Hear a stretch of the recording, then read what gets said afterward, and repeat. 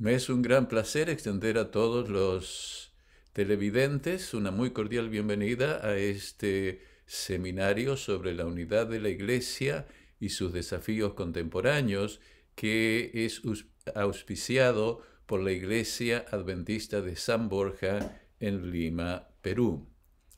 Eh, Comencemos con una descripción del seminario a manera introductoria. Este seminario explorará la unidad de la Iglesia Adventista del Séptimo Día desde la perspectiva de nuestra historia denominacional y desde el contexto más amplio de los sistemas teológicos cristianos. A través de él sugeriré que las divisiones actuales dentro del adventismo tienen su origen en el acomodo progresivo del adventismo a la teología y la práctica protestantes. Finalmente, argumentaré que la aplicación consistente y plena de la sola escritura es la única forma de restaurar la unidad de la Iglesia. En otras palabras, fundamentarnos fielmente solo en las escrituras es el principal paso para tener éxito en la misión divinamente encomendada de preparar al mundo para la segunda venida de Cristo. A través del seminario, que consiste de 5 sesiones, la primera será una sesión introductoria, la que estamos comenzando en este momento, titulada Unidad.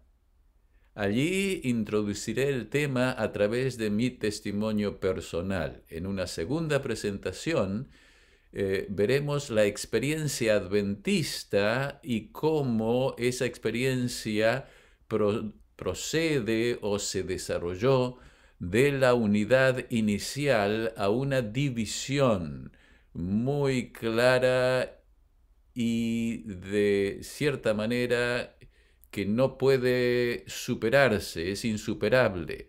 Eh, Esto es algo que vamos a explicar en una próxima, la segunda presentación, el segundo tema. El tercer tema tratará de introducirnos a el instrumento de análisis que nos llevará a ver cuáles son las causas de esta división en el adventismo y al mismo tiempo a las causas de la división en el cristianismo en general, porque en última instancia aquellas causas que nos están dividiendo a nosotros ahora son las mismas causas que han estado dividiendo al cristianismo por siglos en el pasado. Este tema nos va a llevar a hacer una introducción al tema de la interpretación bíblica, el desarrollo de las doctrinas y en forma especial la macrohermenéutica. En una cuarta presentación vamos a ver cuál es la experiencia cristiana, es decir, cómo se experimenta en el cristianismo el tema de la división y de la unidad dentro del contexto del ecumenismo católico romano que está en cierto sentido controlando el desarrollo del cristianismo en el siglo XXI, y en una quinta presentación vamos a ver el cristianismo de la sola escritura, cómo proceder de aquí en adelante en un movimiento de la división que existe en este momento en la iglesia cristiana y en el adventismo a la unidad bíblica. Y eso es lo que vamos a hacer al final en el tema final de este seminario. También en forma introductoria hemos de considerar a través de estas presentaciones tres preguntas fundamentales. En primer lugar, ¿es el adventismo una iglesia o una denominación? Nosotros utilizamos estos términos en forma indistinta. Somos iglesia, somos denominación. ¿Qué relación tiene una expresión con la otra? Una segunda pregunta: ¿por qué hay tantas iglesias? Esto es fundamental y lo vamos a ver un poco cuando exploremos el tema de la macrohermenéutica en la tercera presentación. Y finalmente, ¿es la iglesia adventista la única iglesia verdadera? ¿Hay más de una iglesia verdadera? ¿Son todas las iglesias en cierto sentido la expresión de una iglesia única y verdadera? Este es un elemento muy fundamental que tenemos que tener, es una pregunta muy fundamental que tenemos que tener en mente. Finalmente, quiero, de manera introductoria a la serie en general, considerar una declaración de la Biblia de Jesús respecto de la unidad de la Iglesia y luego una declaración del espíritu de profecía de Elena de White respecto a esta declaración de Jesucristo. Me refiero a la declaración que encontramos en Juan 17, 20 al 23, y que es parte de la oración sacerdotal de Cristo la noche antes de su sufrimiento en la cruz, cuando estuvo conversando con sus discípulos y luego cuando él oró en esa oración sacerdotal al Padre. Como parte de esta oración encontramos la siguiente declaración. Es importante que tengamos en mente, mientras que la estoy leyendo, que esta declaración es utilizada como argumento fundamental por la Iglesia Católica para presionar la necesidad de que todas las iglesias deben unirse al movimiento ecuménico que ellos idearon en el Concilio Vaticano II hace más de 50 años atrás, y que están en cierto sentido promoviendo con todas las religiones y por supuesto incluidos todos los cristianos y los evangélicos. Veamos la declaración de Cristo. Pero no ruego solamente por estos, sino también por los que han de creer en mí por la palabra de ellos. Es decir, no está rogando solamente por los discípulos, sino también por aquellos que no son sus discípulos o no eran sus discípulos en aquel tiempo, pero que habrían de creer, así como los discípulos, en Cristo a través de la palabra de los discípulos, es decir, los 12 que estaban con él en ese momento, para que todos sean uno. Es decir, el objetivo es de que todos sean unos, los discípulos en aquel momento y todos aquellos que iban a creer por la palabra de los discípulos debían ser uno. Como tú, Padre, en mí y yo en ti, que también ellos, es decir, nosotros, sean uno en nosotros, en ellos, en las tres personas de la Trinidad, para que el mundo crea que tú me enviaste. Noten en forma especial, esta unidad es necesaria para que el mundo crea que tú me enviaste, es decir, es una condición necesaria para la misión. La misión es el llevar el nombre y el conocimiento de Dios a todos para que todos crean en Cristo como el enviado de Dios. Yo les he dado la gloria que me diste para que sean uno, así como nosotros somos uno. Es decir, esa gloria que se le dio es su misión, es su ser, es su santidad. Y Él se los ha dado para que sean uno, así como nosotros somos uno. Yo en ellos y tú en mí, para que sean perfectos en unidad. Otra vez, énfasis en la unidad. Para que el mundo conozca que tú me enviaste. Otra vez, énfasis, repetición en la misión. Para que el mundo conozca que tú me enviaste y que los has amado a ellos como también a mí me has amado. Claramente el objetivo de Cristo, la preocupación de Cristo, al saber que iba a morir y iba a ascender a los cielos y que los iba a dejar a los discípulos y también a nosotros por una cantidad significativa de tiempo, es que llegáramos a ser uno y que a través de esa unidad el mundo, es decir, aquellos que no aceptan la revelación de Cristo, puedan también aceptarla y llegar a ser cristianos. Ahora pasemos a la declaración de la hermana de White. Ella nos dice en Testimonios para los Ministros, página 50. Dios tiene en la tierra una iglesia que está ensalzando la ley pisoteada y presentando al mundo el Cordero de Dios que quita los pecados del mundo. La iglesia es la depositaria de las riquezas de la gracia de Cristo, y por la iglesia se manifestará finalmente la revelación final y completa del amor de Dios al mundo, que ha de quedar iluminado por su gloria. La oración de Cristo de que su iglesia fuese una, como Él y el Padre eran uno, quedará finalmente contestada. Notan aquí una referencia de la hermana White a la oración que acabamos de leer, y ella está señalando que finalmente, es decir, al final de los tiempos, esa oración será contestada.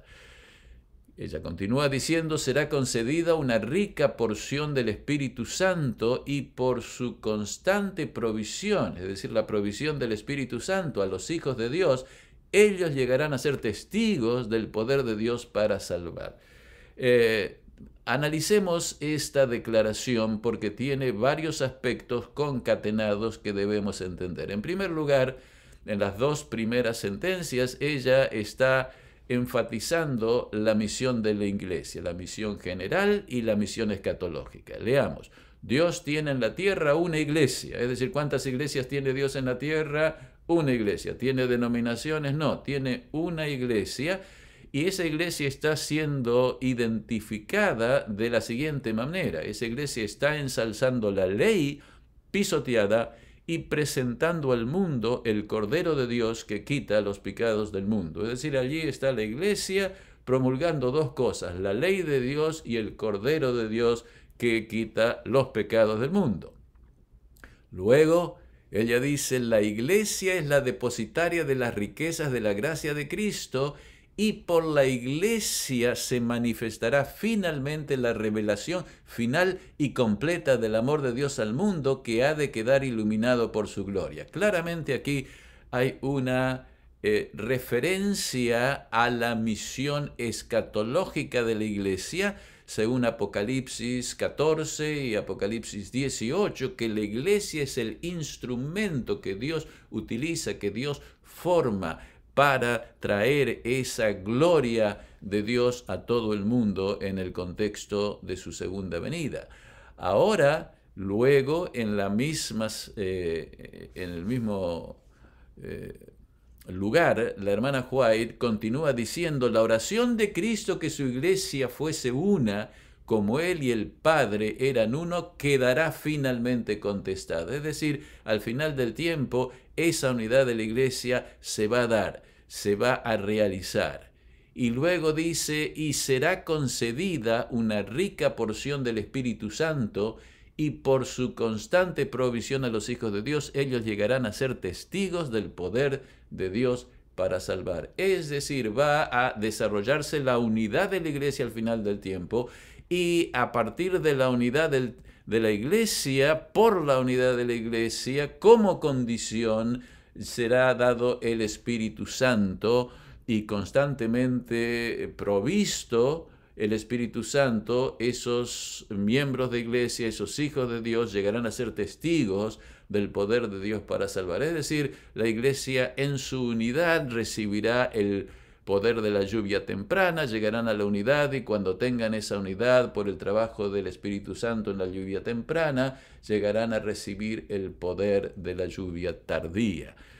Noto en forma muy clara, por lo menos en mi experiencia, que siempre hemos presentado la necesidad de recibir la lluvia del Espíritu Santo para terminar la misión, pero generalmente encuentro que esas exposiciones, esos pedidos de la iglesia se hacen simplemente por pedir. Es decir, muchos pastores dicen, Dios simplemente dice que debemos pedir, y si pedimos, Dios nos va a contestar. En realidad esto no es así. Dios no nos va a dar el Espíritu Santo por pedir solamente. Si eso fuera así, ya el Espíritu Santo habría llegado hace mucho tiempo atrás. No. El Espíritu Santo, la lluvia tardía del Espíritu Santo va a ser concedida a la iglesia como una respuesta a la unidad de la iglesia, y esa unidad de la iglesia se va a dar cuando la iglesia reciba la lluvia temprana. Esto es muy claro, y nosotros no hemos recibido la lluvia tardía porque no la hemos buscado como Dios nos dice que debemos buscarla. Muy bien, esta es la introducción general. Ahora debemos introducirnos y desarrollar la situación de la iglesia. Y la situación de la iglesia en el presente no es una situación de unidad, sino es una situación de división, de divisiones profundas. Quizás algunos de ustedes no entiendan esa situación y por lo tanto es necesaria que esté explicada. Generalmente cuando nos encontramos con todos los hermanos en los congresos, en reuniones de iglesia, en concentraciones de iglesia, en camp meetings, todos asumimos que la iglesia está unida y que porque tenemos una organización mundial, que de paso es la única iglesia que tiene una organización mundial como la que nosotros tenemos, aparte de la Iglesia Católica, la única otra iglesia que tiene esa catolicidad, esa universalidad de la Iglesia Adventista. Y sin embargo, dentro de esa administración de la iglesia hay divisiones profundas que en mi forma de ver son irreconciliables y que requieren una acción muy intencional por parte de cada miembro de iglesia y por parte de cada líder de iglesia a todos los niveles, desde la iglesia local hasta la asociación general. Y eso es lo que voy a tratar de explicar y comenzar a explicar primero, ahora, en esta presentación, con mi testimonio personal, de forma que ustedes entiendan el porqué y la dirección en que estas reflexiones se van a dirigir. Vayamos al año de mi niñez, los primeros 14 años de mi vida. Nací en la ciudad de Córdoba, en Argentina, 13 días después del fin de la Segunda Guerra Mundial. Cuando era niño creía que todas las guerras habían terminado en aquel entonces, que entrábamos en el tiempo de paz y que la gente habría entendido que la guerra no era el camino y que ahora todo iba a ser paz en el mundo. Claro, ustedes saben, esto no ha sucedido y he tenido que cambiar de opinión. El 99% de la ciudad era católica romana.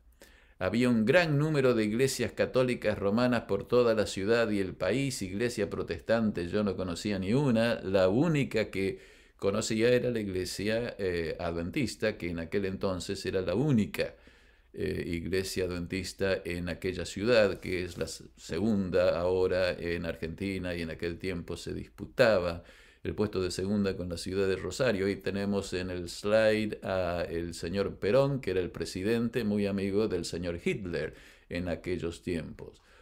Mi padre y mi madre, Elio Canale, de origen italiano, sus padres habían nacido en Italia, era médico y había sido un niño prodigio para el piano, era un concertista, era católico romano secularizado. Mi madre, Nelly Bloch, de origen alemana, sus padres eran alemanes, era argentina de tercera generación adventista, nieta de un pionero de la Iglesia Adventista del Séptimo Día, hija de pastor. Ella fue la responsable principal de mi educación, era una adventista conservadora, leía y creía en la hermana White, me llevaba todos los sábados a la iglesia y me educaba fielmente en los principios de la Biblia y del espíritu de profecía. Mi padre, por otro lado, se bautizó para casarse, nunca me presionó para que me hiciera católico. Él creía que si la religión era verdadera, la verdadera religión era el adventismo, pero él nunca llegó realmente a unirse a la iglesia. Se bautizó, pero fue un adventista no practicante toda su vida y dejó la iglesia cuando yo era chico. La iglesia central de Córdoba era la que asistía. Estas son fotos recientes y poco ha cambiado en los últimos 75 años. Durante 15 años asistí todos los sábados y los miércoles a las reuniones de oración. Fui bautizado allí por un tío mío. A los 12 años de edad me enseñaron detalladamente sobre la Biblia y Elena de White. no las profecías ni las doctrinas, pero claramente me quedaba a mí en la mente que debía ser obediente a Dios y que Dios perdonaría mis pecados y que yo tenía que decidir seguir las enseñanzas de Dios como estaban expresadas por la Iglesia. Mi experiencia cultural fue asistir a escuelas seculares. La primaria fue toda una una escuela secular. La secundaria hasta el segundo año también fue secular. La cultura secular, católica era la que me rodeaba, salvo los sábados que iba a la iglesia y donde tenía a mis amigos. El resto de la semana vivía en una cultura secular católica. La familia Canale vivía cerca de mí, tenía a mis tíos, mis tías, tenía 2 tíos y tías con mis primos, eran 3 hermanos Canale que vivían cerca, a 5, 3 cuadras unos de otros. Yo jugaba con mis primos todos los días. Y mis amigos también eran de la escuela, que no eran adventistas y eran todos católicos o católicos seculares. Según mi padre, yo sería pianista y médico como profesión, como él lo era. Yo estaba de acuerdo con ser médico, no me parecía ni tenía nada en contra de ello, nunca lo pensé para un lado y para otro, porque estamos hablando antes de que yo tuviera 15 años de edad, pero no tenía interés ni habilidad por el piano. En aquel tiempo mi entendimiento de la unidad de la iglesia era hay solo 2 iglesias, la católica romana, que se basa en la tradición, la adventista del séptimo día, que se basa en la Biblia. La diferencia es clara, uno sigue la tradición, la otra sigue la Biblia dice que hay que guardar el sábado, la tradición dice que hay que guardar el domingo, no hay dudas cuál es la iglesia verdadera.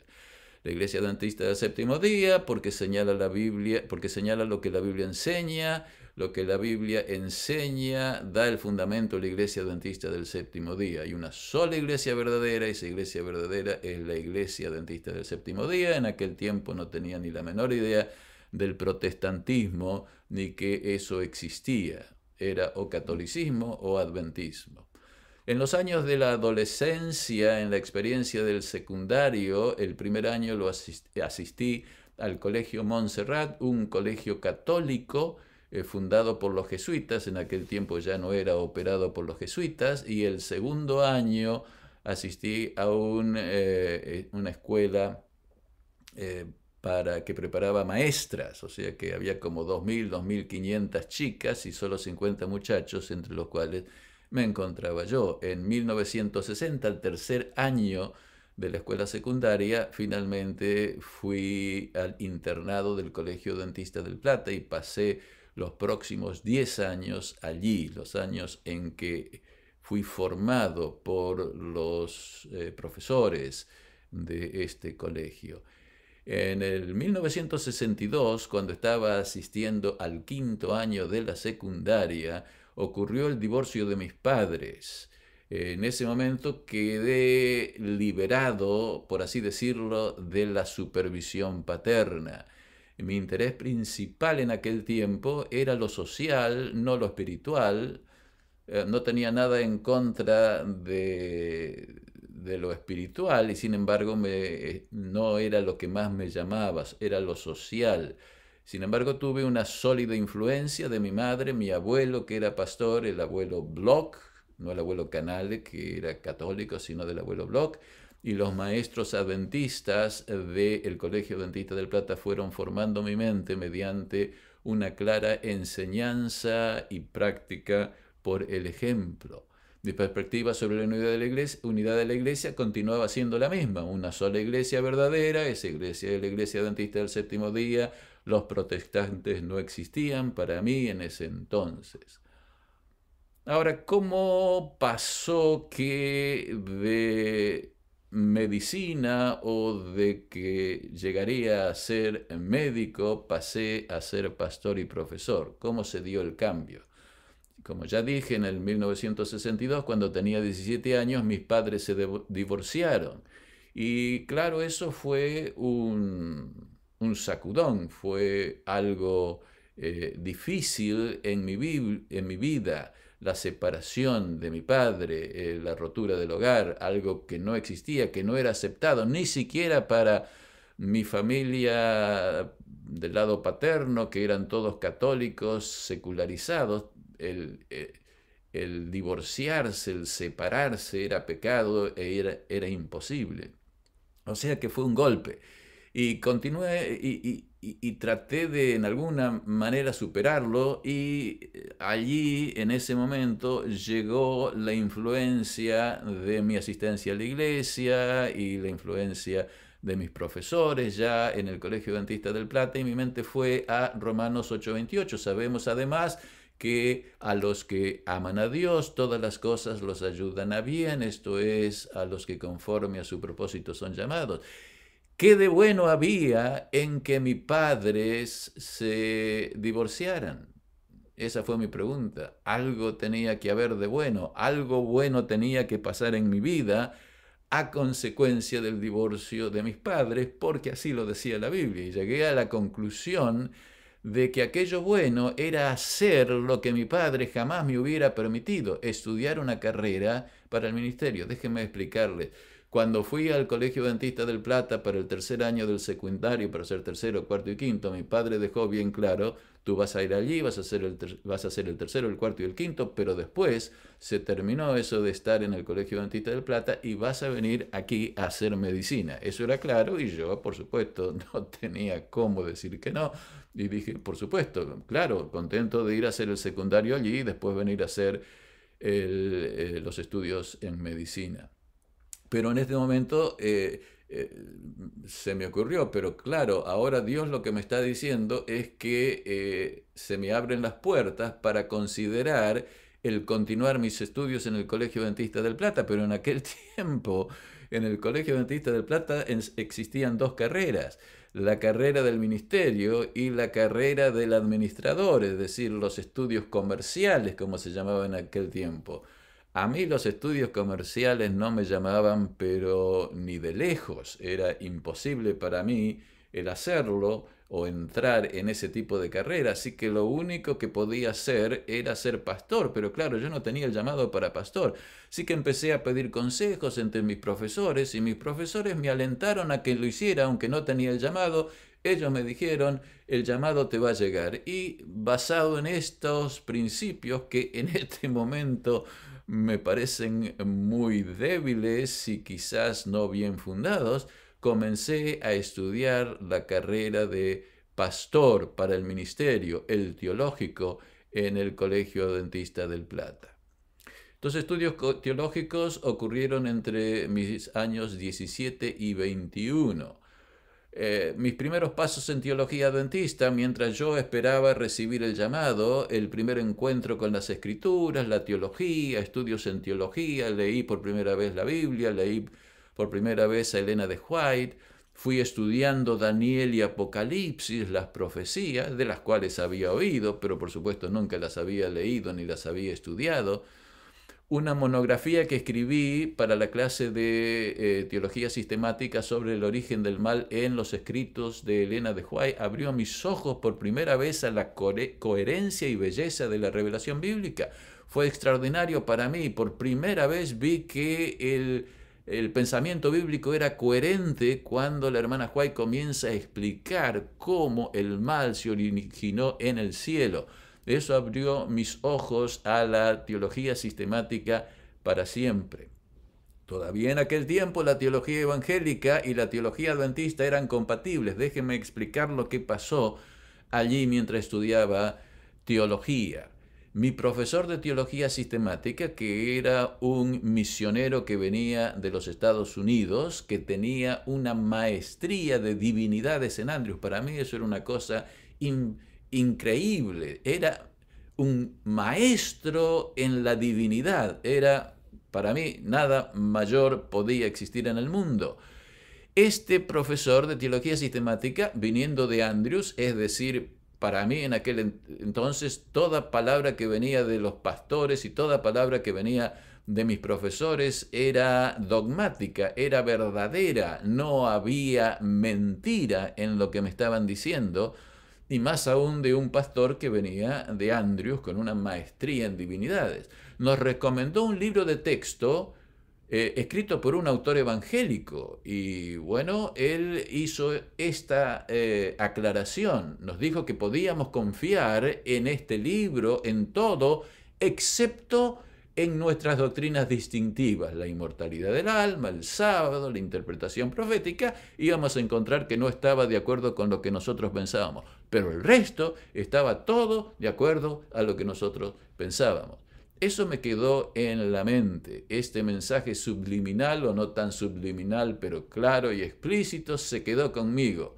La teología evangélica está bien. De este modo se me enseñó por medio de maestros adventistas muy conservadores de los Estados Unidos que podía confiar en los autores evangélicos, excepto para el estudio de nuestras doctrinas distintivas. Con el paso del tiempo, con muchos años, llegué a descubrir que hasta el día de hoy eso es una dogmática fundamental y realmente, desde mi punto de vista, muy perniciosa por varios motivos que voy a ir explicando en la Iglesia Adventista. La he encontrado que está arraigada y viviente aquí en los Estados Unidos, en Andrews, y supongo que en otras de nuestras instituciones también.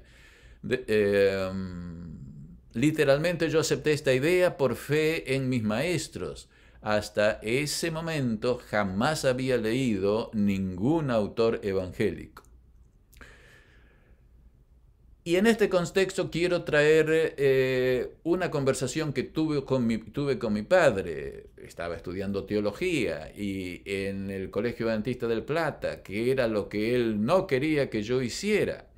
¿Cómo reaccionó mi padre? Bueno, él reaccionó de dos maneras. Una, me dijo que si quería estudiar teología, que estaba bienvenido, que hiciera lo que quería, pero que no iba a tener el apoyo financiero que él me hubiera dado si yo estudiaba medicina y que me había dado hasta ese momento. Es decir, cuando yo decidí estudiar para teología, quedé solo económicamente, es decir, tenía que independizarme, tenía que realmente pagar mis estudios y pagar mi comida, pagarme todo, porque mi madre, al ser divorciada y no trabajar, no tenía plata para ayudarme.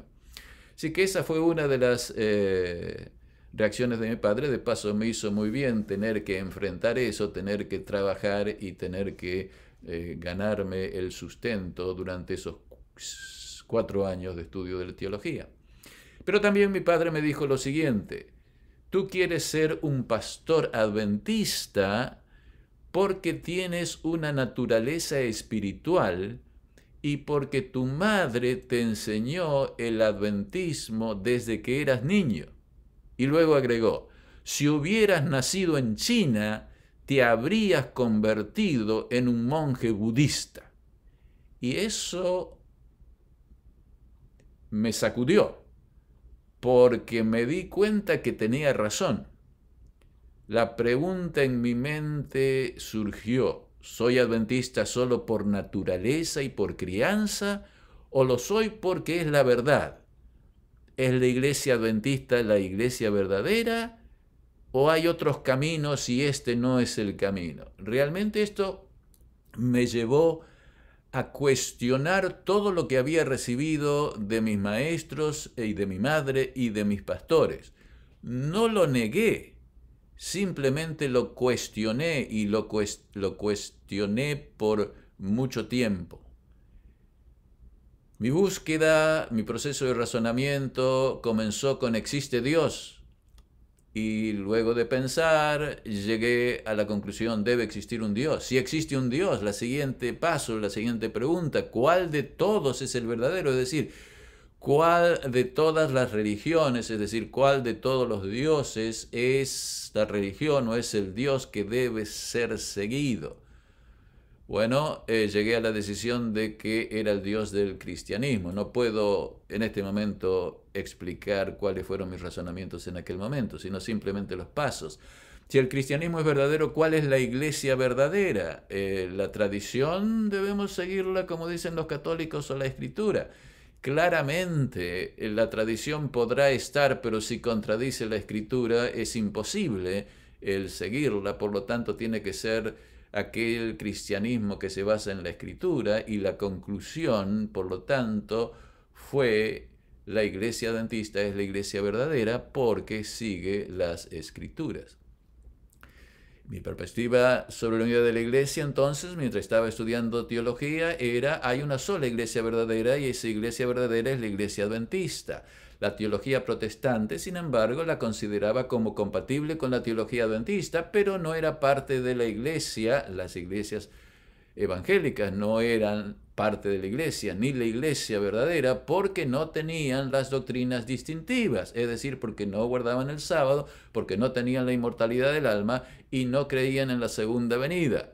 El santuario no estaba en mi mente en aquel momento. Para mí, mientras que estudié teología, ese es otro elemento, mientras yo estudié teología, esos 4 años de teología para ser pastor, la doctrina del santuario no fue parte de lo que hacía la iglesia adventista única o importante. Recuerdo que escuché una vez a un alumno, compañero de teología, no recuerdo si estaba más avanzado o no, afirmar que la iglesia, la doctrina fundamental de la iglesia era el santuario. Yo pensé, este es un extremista, no sabe lo que está diciendo. Para mí, el fundamento de la iglesia adventista era la justificación por la fe.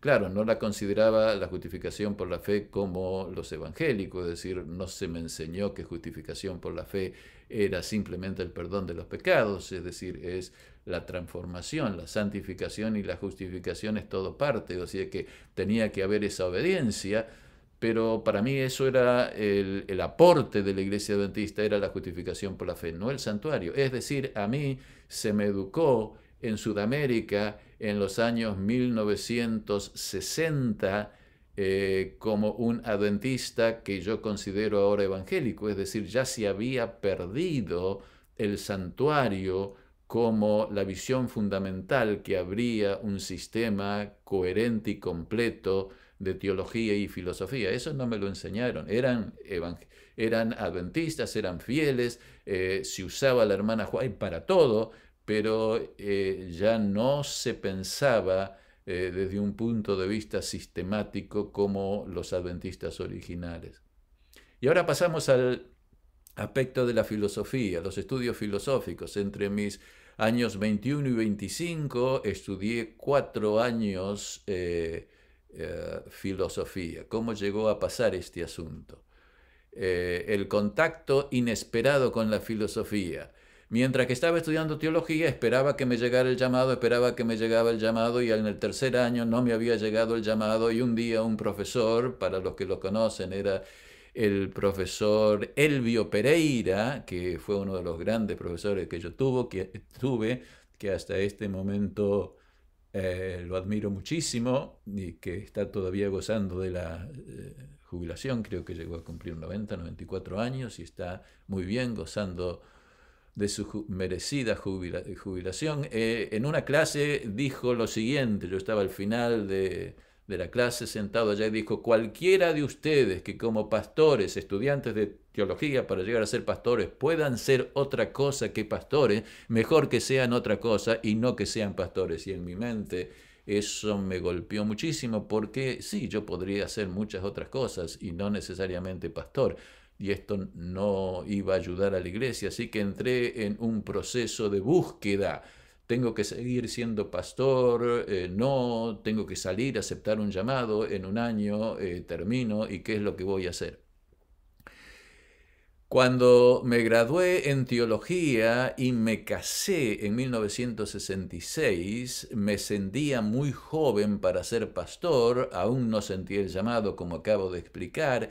El doctor Werner Fiemeister, que llegó a ser el dean del seminario teológico aquí en Andrews, me había recomendado que podría dedicarme al ministerio de la enseñanza teológica, y eso me abrió los ojos, y sí, en realidad eso era lo que pensaba que podría yo hacer.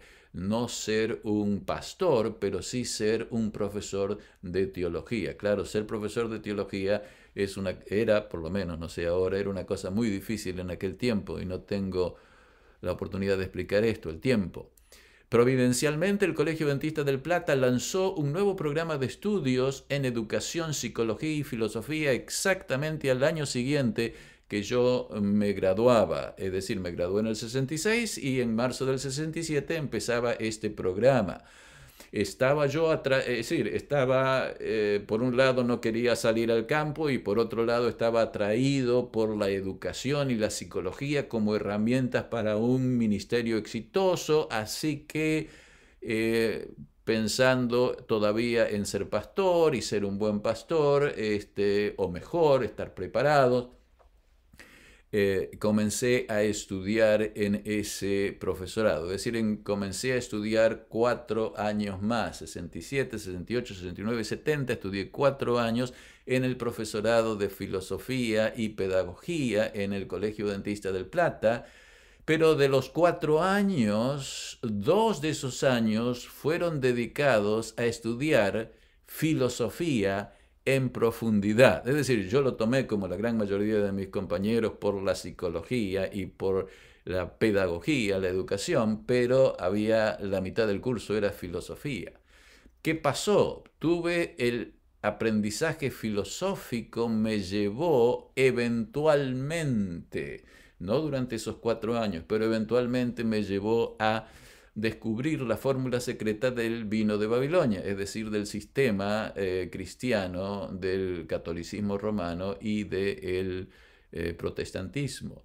La interpretación platónica y aristotélica de los primeros principios del conocimiento humano, los cuales son usados por la Iglesia Católica Romana y el protestantismo para interpretar la Biblia y el sistema cristiano de las enseñanzas y prácticas del cristianismo. Es decir, allí, sin saberlo, enseñado por profesores que eran adventistas y que no me enseñaban la filosofía como la verdad que debía ser contrapuesta o que debía ser en cierto sentido llevada a armonizar con la Biblia, sino simplemente como las ideas de individuos que habían pensado sobre esos asuntos, vaya a saber por qué. Es decir, yo no tenía la menor idea y empezaron introducción a la filosofía, Platón y todo esto, y uno tenía que ir, estudiar y muchas veces simplemente para pasar el examen, pero poco a poco comencé a entender estas cosas que no estaba buscando, pero que comenzaron a atraerme, no sé por qué. Luego la experiencia laboral. En 1971 había terminado de estudiar el profesorado, me había graduado en el 1970, estaba segurísimo que iba a ser llamado como profesor para enseñar filosofía en este profesorado del cual me acababa de graduar. Pero Dios cerró todas las puertas. Todos me habían dicho, sí, te vamos a llamar, a tu esposa le vamos a llamar. Llegó la Junta de la Unión en 1970 y el primero que llamaron fue a Fernando Canale y lo llamaron a ser obrero bíblico en la Iglesia Central de Montevideo, y el pastor Humberto Cairus, padre de mi gran amigo Aesio Cairus, me vino a visitar a mi casa y me dijo: tienes que ir a la obra ministerial y te llamamos a la obra ministerial. Y yo me senté y le dije: no, lamento mucho, pero yo no voy a ir. Sí, tú tienes que venir. No, yo no voy a ir, yo voy a ser un mal pastor, no voy a ganar ninguna alma, no estoy motivado, no tengo el llamado. Y él se quedaba delante de mí y me decía: vas a ir. Bueno, le voy a contestar más tarde. Y salí a buscar trabajo para el año siguiente por mi cuenta y Dios me cerró en la cara todas las puertas. Conclusión de la historia es: en 1971 fui obrero bíblico en la Iglesia Central de Montevideo con el pastor Daniel Yurno, gran pastor. Tuve una experiencia extraordinaria que pocos han tenido, de una iglesia muy buena, buenos hermanos, buena posición. Es decir, fue una experiencia extraordinaria. La ayuda del pastor y la dirección del pastor Daniel Yurno fue invalorable, pero al año siguiente yo había venido, me habían llamado con la promesa que a los 2 años me iban a volver a llevar a enseñar al colegio Adventista del Plata. Me habían dicho que era absolutamente necesario que tuviera experiencia pastoral para ser profesor, y con eso me habían prometido que a los 2 años iba a volver, pero en el 72 el pastor José Tahuenca, que en ese entonces era el presidente de la de la Asociación Uruguaya, me dijo que tenía que ir de pastor al distrito de de Nueva Helvecia, en Uruguay. Y claro, uno no va de pastor por un año. Entonces me dijo que iba a ir como pastor por 2 años. Eso no me gustó para nada, pero no tenía mucho que hacer. Así que fui, y esa fue otra gran bendición en mi vida. Gran bendición, gran iglesia, grandes grupos de hermanos.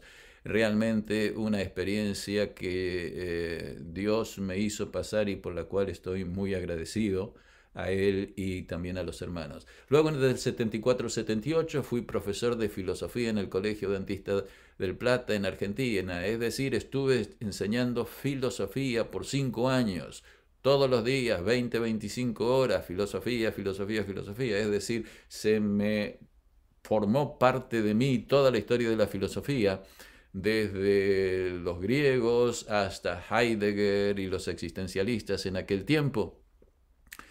Pero mientras tanto estaba llegando a los 30 años de edad y el deseo de hacer un doctorado comenzaba a estar en mi corazón, y no había muchas posibilidades que un profesor de filosofía lo becaran para ir a estudiar a Andrews, así que decidí hacer estudios de maestría en filosofía en la Universidad Católica de Santa Fe, cerca del colegio. Empecé en el 77, en el 78 viajábamos con los ahora doctores Alberto Treyer, que está ya jubilado, y el doctor Kornischuk, Víctor Kornischuk, que supongo estará todavía enseñando en Montemorelos. Estaba haciendo esa maestría en el 78, preparándome para estudios preparándome para exámenes finales, cuando pasaron dos cosas. En primer lugar, hice un descubrimiento que necesitaré explicar porque para mí es fundamental para todo lo que sigue, y es fundamental para la Iglesia Adventista, que la Iglesia Adventista no sabe nada acerca de esto. En octubre de 1978, estudiando para un examen final oral sobre Heidegger y los presocráticos, ahí ya perdí el 99.99% de los oyentes de este seminario. ¿Qué tiene que ver Heidegger y los presocráticos?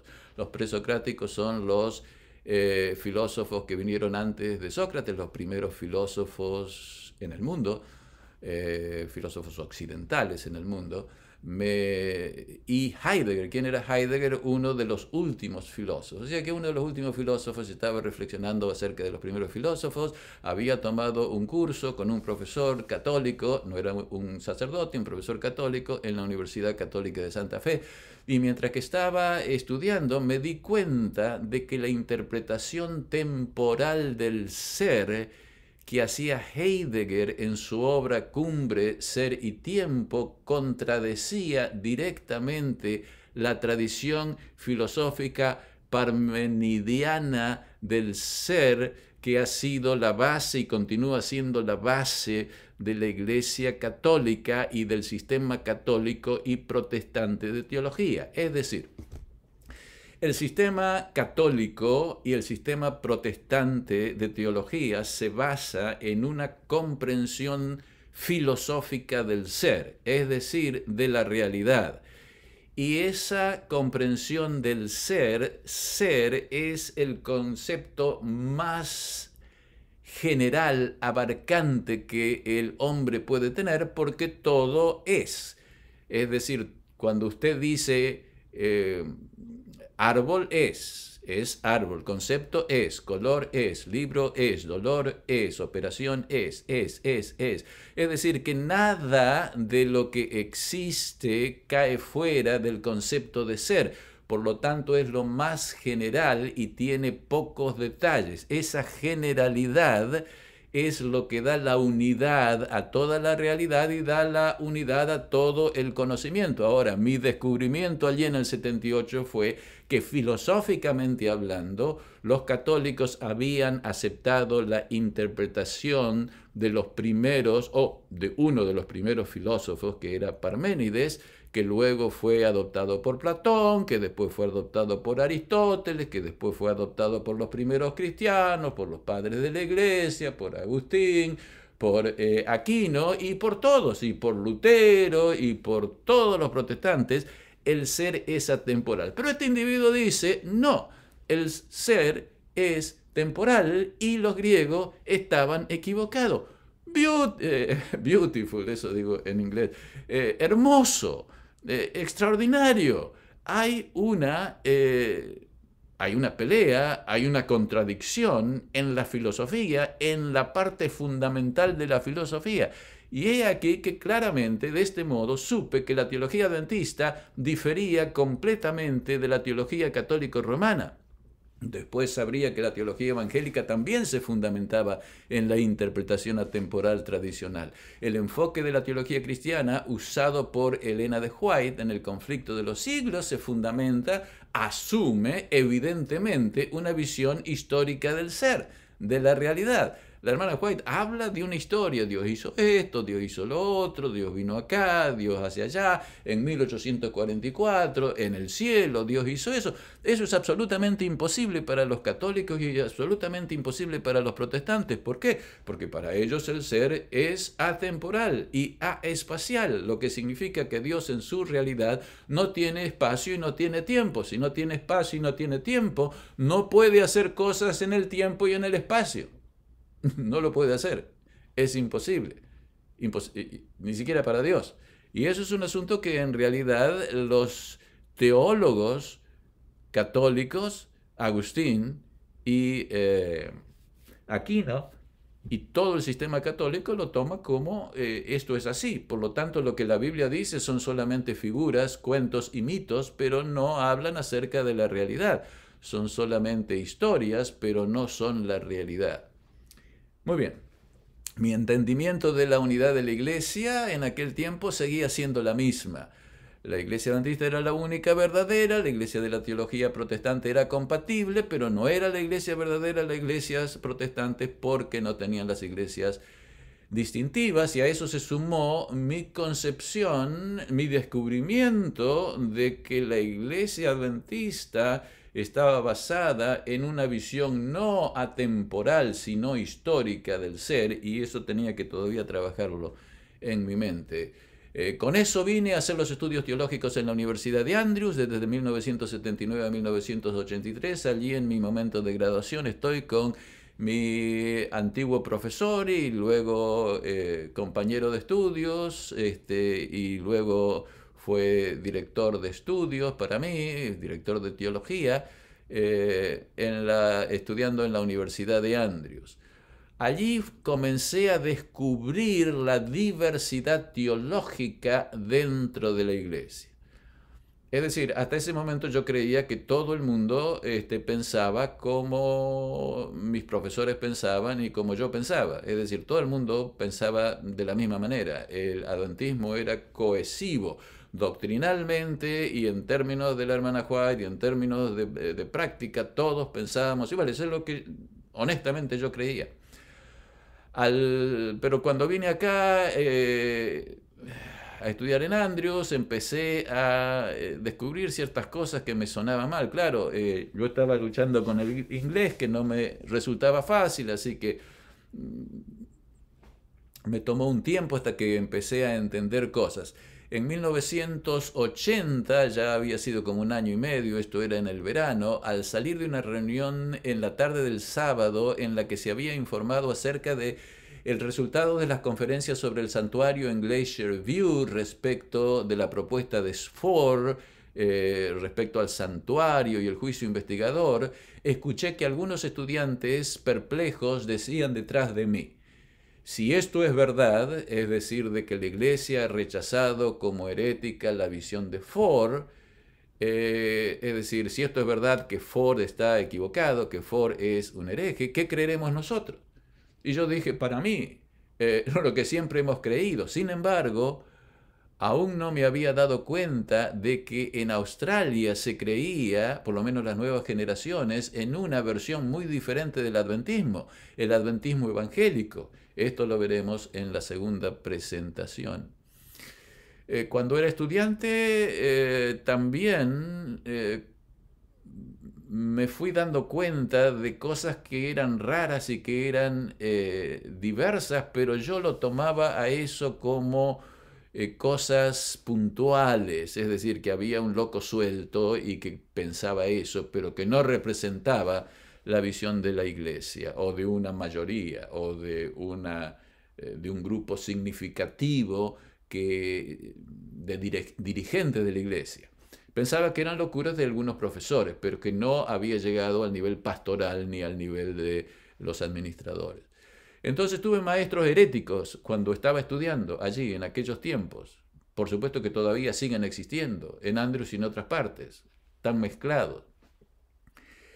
El objetivo de un maestro, por ejemplo, que tuve en los primeros cursos de teología que tomé mientras estaba estudiando el doctorado, era probar que el Nuevo Testamento no enseña que Cristo era Dios. Él decía que no podíamos enseñar esta idea de que Cristo era Dios porque era antibíblica. Claro, nos mirábamos con nuestros compañeros y decíamos, a este le falla el motor, pero bueno, no estábamos en posiciones para discutir porque apenas podíamos comunicarnos en inglés y prepararnos para los exámenes. Otro de mis profesores asumía que los primeros credos y concilios de la iglesia eran ortodoxos en todo lo que enseñaban. Por lo tanto, nosotros podríamos incluir sus enseñanzas, las enseñanzas de los concilios de la iglesia, en nuestras enseñanzas adventistas. Altamente preocupante. Otro enseñaba que la hermana White no era inspirada. Bueno, claramente herético. Otro decía, no podemos decir que somos el remanente, etcétera, etcétera. Todas estas ideas de paso continúan siendo representadas por un número cada vez mayor de líderes adventistas y de miembros de la iglesia adventista. Por eso es que yo estoy hablando de que existen divisiones insuperables en la iglesia. Ahora, todo este proceso de descubrimiento continuó cuando pasé a enseñar en el Seminario Teológico Adventista, es decir, cuando terminé, me gradué en Andrews, volví al Colegio Adventista del Plata, ahora la universidad, en aquel tiempo era Colegio Adventista del Plata, a enseñar 2 años y luego me llamaron y llegué en octubre del 85 y estuve enseñando por 28 años hasta septiembre del año 2013. Cuando llegué yo asumí que todos los líderes adventistas estaban unidos y pensaban igual que lo que yo pensaba. Es decir, que pensaban y aceptaban la sola escritura, que la hermana White es inspirada y es autoritativa, sus escritos, para ser salvos tenemos que guardar la ley, la obediencia es necesaria, es decir, no nos salvamos porque guardamos la ley, pero ciertamente debemos obedecer. Si no obedecemos, estamos pecando y no vamos a ser salvos. Es decir, se perdonan los pecados pasados a aquellos que han decidido obedecer y que todos iban a pensar de la misma manera. Somos la iglesia remanente, somos la única iglesia cristiana verdadera y visible en la tierra. Yo pensé que todos pensaban de esa manera. No es así. No todos pensaban de esa manera. Todos estábamos de acuerdo con las normas de la iglesia, es decir, la guía para la vida cotidiana, la práctica, la dieta, vestimentas, adornos, música, entretenimiento, etcétera, pues son la expresión de una vida de santidad en el mundo. Yo pensé que todos estaban de acuerdo en esto. No era así. Poco a poco me fui dando cuenta de que eso no era así y sin embargo continuaba en mi perspectiva sobre la unidad de la iglesia. La iglesia adventista es la única iglesia verdadera. La teología protestante es compatible con la teología adventista, pero no era parte de la iglesia porque no tenía las doctrinas distintivas. Fue mientras que yo continué mis investigaciones y mis lecturas como profesor de Andrews que me llegué a dar cuenta que eso no es así, de que somos la iglesia verdadera, pero que la iglesia y la teología protestante no es compatible con la teología adventista. Mientras que estudiaba tuve algunas experiencias inesperadas. Había algunos estudiantes hostiles, me hacían algunas preguntas, yo se las respondía y después cuando nos cruzábamos en los pasillos me daban vuelta la cara y no me saludaban. Y yo me decía, ¿qué está pasando acá? Tenía que entenderlo, pero no me daba cuenta de lo que pasaba. Otra cosa es la seguridad de la salvación. Por ejemplo, la idea de que no necesitamos prepararnos para la venida del Señor porque en el bautismo nosotros estamos listos y seguros de nuestra salvación. Eso fue una cosa que nos dijo con todas estas palabras el presidente de la división cuando vino a darnos un pequeño mensaje a los profesores del seminario. Nos dijo, no tenemos que orar para estar listos cuando Jesús venga, porque nosotros ya estamos listos, porque cuando nos bautizamos hemos obtenido la seguridad de la salvación, porque Cristo murió por nosotros y ya estamos seguros de que vamos a ser salvos. Completamente raro para mí, no pegaba. Yo he estado y continúo orando, ahora con mucho más convencimiento y entendimiento de que el Señor me ayude a estar preparado y listo cuando Él venga a buscarnos. Sin embargo, esto se enseñaba respecto de la seguridad de la salvación, que tiene muchas consecuencias en las nuevas generaciones. Dios te ama, era todo el mensaje que se daba a mis hijos. Estamos hablando 30 años atrás, 40 años atrás, cuando ellos estudiaban el secundario aquí. Mi hijo una vez, cuando le pregunté por qué los chicos de la secundaria cuando se reunían el sábado no entraban en el momento del estudio de la escuela sabática, él me dijo que nadie estaba interesado en aprender la lección de la escuela sabática, por lo que se quedaban en los pasillos de la institución durante las clases de escuela sabática, porque, me dijo, lo único que nos dicen nuestros maestros es que Dios nos ama y que todo está bien y que vamos a ser salvos. Siempre nos dicen lo mismo y estamos aburridos, por lo tanto no entraban y ya se dedicaban ellos a conversar. Y eso no ha cambiado ahora que mis nietos han pasado por la misma institución. La cosa no ha cambiado en nada, desgraciadamente. Ahora, otra experiencia. En 1995, el doctor Humberto Rasti, en aquel entonces en el Departamento de Educación de la Asociación General, estaba organizando seminarios sobre la integración del aprendizaje y la fe en el aula de clases y me invitó a hacer presentaciones en uno de esos seminarios que juntaba a profesores adventistas de todas partes del mundo, profesores universitarios de todas las disciplinas de la universidad. Esto se dio lugar en 1995 en el colegio de Newbold. Yo hice una presentación a unos 20, 25 profesores de universidades adventistas a quienes nunca había visto antes, excepto al doctor Humberto Rasti. El punto de mi presentación fue que nosotros, al tratar de integrar fe y enseñanza, debíamos tener en mente que por fe nos referimos a la teología adventista y que nuestra teología adventista es distinta a la teología que encontramos en el mundo teológico. 25 profesores estaban allí y una pregunta, un comentario al final me sacudió.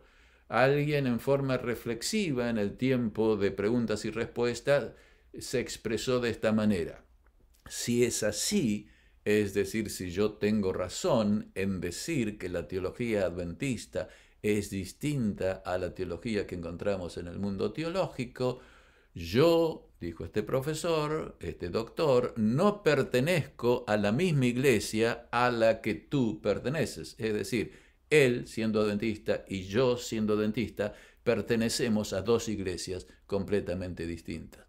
Eso me sacudió, me movió a la reflexión, pasó el tiempo, pero con el paso del tiempo, especialmente a los comienzos del siglo XXI, me di cuenta claramente que este profesor tenía razón. Dentro del adventismo hay dos iglesias o tres iglesias que son completamente distintas y que cohabitan en la misma administración universal, global del adventismo. Renovación en la adoración, música popular en la iglesia. Ustedes saben de que por alguna razón, desde los años 90, 80, acá en los Estados Unidos 90, la iglesia comenzó a utilizar música de adoración que se saca de la música popular, es decir, música popular en la adoración, no ya en otras actividades de la iglesia, sino en el momento de adoración en el sábado. Y fíjense lo que dice el manual de iglesia todavía en la página 146. Cada vez que nos reunimos para la asociación general voy y veo si se ha cambiado esto o no, porque en realidad en la práctica no se cumple. Dice así el manual de la iglesia, página 146. Debe ejercerse gran cuidado en la elección de la música en nuestro hogar. Está hablando del hogar. En las reuniones sociales, en las escuelas y en las iglesias. Todo al mismo nivel. Cualquier melodía que participe de la naturaleza, del jazz, del rock o de las formas híbridas semejantes o cualquier expresión del lenguaje que se refiera a sentimientos tontos y triviales serán rehuidas. La expresión en inglés es muchísimo más fuerte que rehuidas.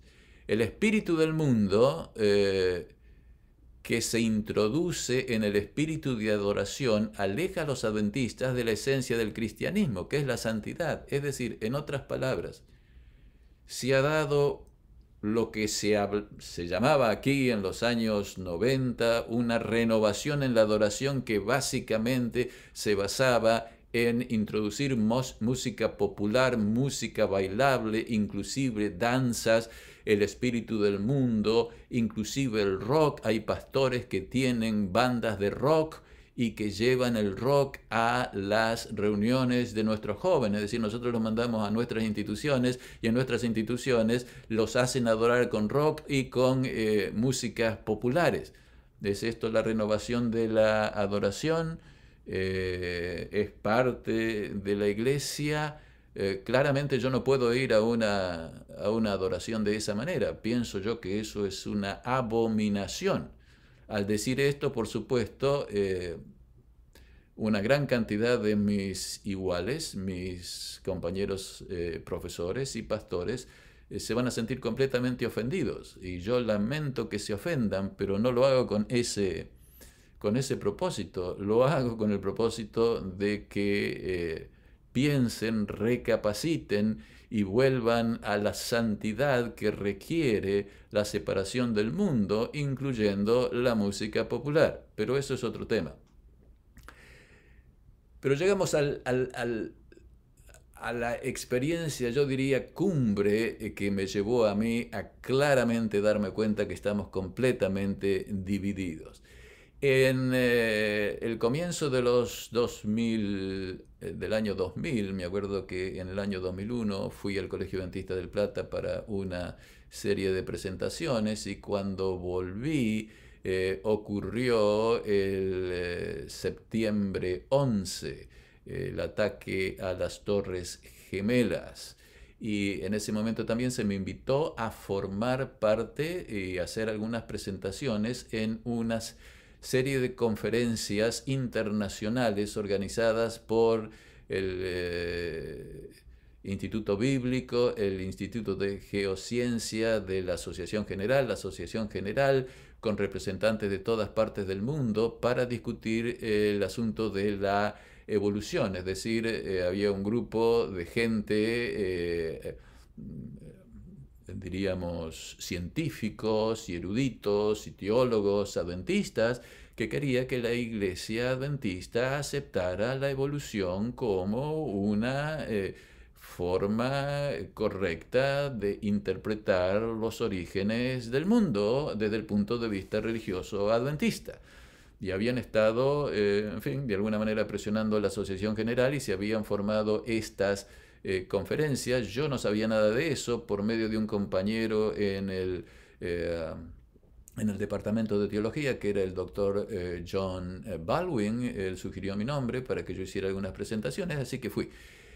En ese momento, cuando llegué el primer día de las primeras reuniones, fui a tomar el desayuno, me siento solo en una mesa, de golpe aparecen 3 o 4 otras personas que eran también adventistas del séptimo día, y en la conversación claramente surgió que ellos creían en la evolución y que pensaban que las personas que creían en la creación en 6 días eran retrógrados, al menos desde el punto de vista intelectual.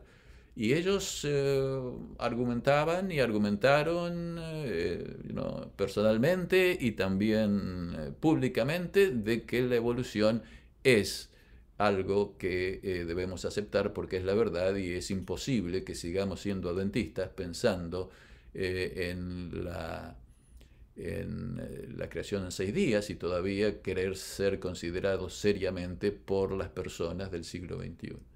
La conclusión de esto fue un no a la evolución, que fue similar, es decir, la conclusión a las reuniones, estas 3 reuniones que se dieron en Ogden, en Glacier View y en Denver en el año 2002, 2003 y 2004, que fue un no similar a el no dado a la posición de Ford respecto al santuario en 1980 y el no a la ordenación de la mujer en 1990, 1995 y 2015. Pero en todas estas ocasiones la Iglesia y aquellos que pensaban de esa manera continuaron pensando de la misma manera y esparciendo todas estas ideas dentro del adventismo.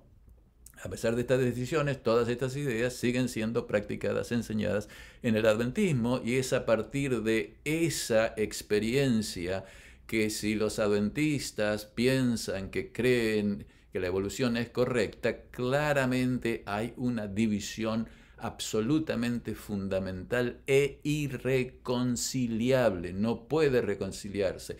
En aquella oportunidad conversé con el científico adventista Irv Taylor, que ha fallecido hace poco tiempo, y claramente nos decíamos, él me decía a mí, tú estás equivocado y no puedes pertenecer a la iglesia. Y yo le decía a él, tú estás equivocado y no puedes pertenecer a la iglesia. No había pelea, no había enojo, es decir, él reconocía que mi posición era coherente y yo reconocía que su posición era coherente, pero claro, no incluía toda la Biblia, y según él mi posición era coherente, pero no incluía todos los descubrimientos científicos, y estábamos completamente de acuerdo que los dos no podíamos pertenecer a la misma iglesia. Si él pertenecía a la iglesia, yo no podía, y si yo pertenecía a la iglesia, él no podía. Yo me encontraba en una confirmación, como unos 8 años después, de que ese profesor en Newell me había dicho que pertenecíamos a iglesias diferentes, y en realidad tenía razón, y eso es lo que yo creo todavía. Esto ha llevado el ecumenismo, todos estos cambios que se han introducido y que están siendo aceptados por un grupo significativo y muy influyente, no solamente en las universidades, sino en todas las instituciones adventistas, incluyendo la Asociación General. Por supuesto, es diferente en diferentes partes del mundo, y esto existe con mayor fuerza en Norteamérica, en Europa y en Australia, en Sudamérica, en